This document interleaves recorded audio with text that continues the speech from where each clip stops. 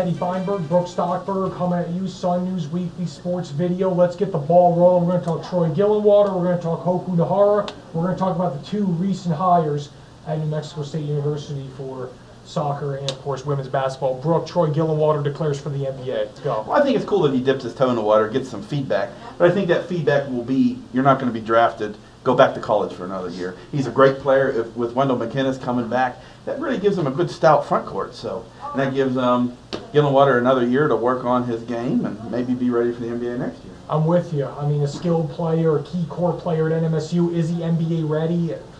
I don't think so, but we're talking about someone who can score the basketball with the best of them. You get Troy back in an Aggie uniform. Aggies have a legit shot to win the WAC tournament, go back to the NCAAs.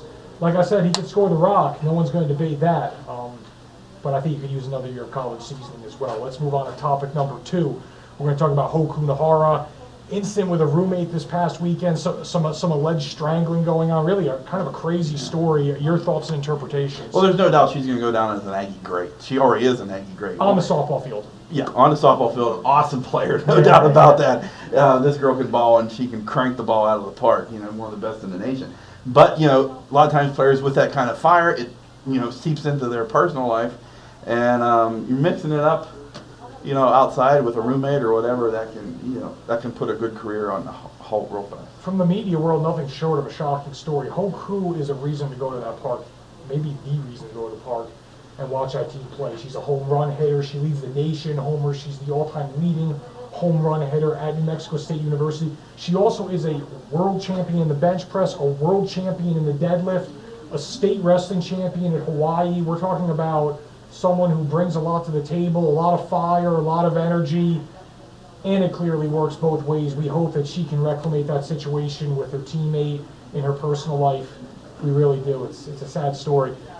Let's move on now. We are going to talk about Blair Quinn being hired as the women's soccer coach and Mark Track being hired as the women's basketball coach in New Mexico State this past week.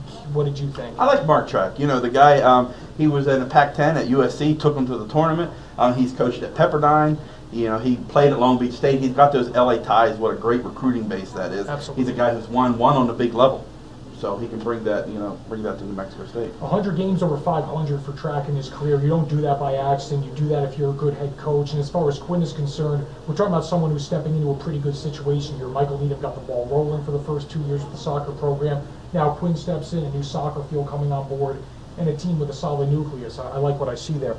Let's move on to our mailbag. We have a question from Robin, one of our loyal viewers, and she wants to know, will the possible NBA lockout affect the future of Troy Gillenwater? And I think this is a good question, and I think the answer is yes. I think it would affect any underclassman who's thinking about coming. Yeah, unless you're going to be a lottery pick or someone who's assured to pick.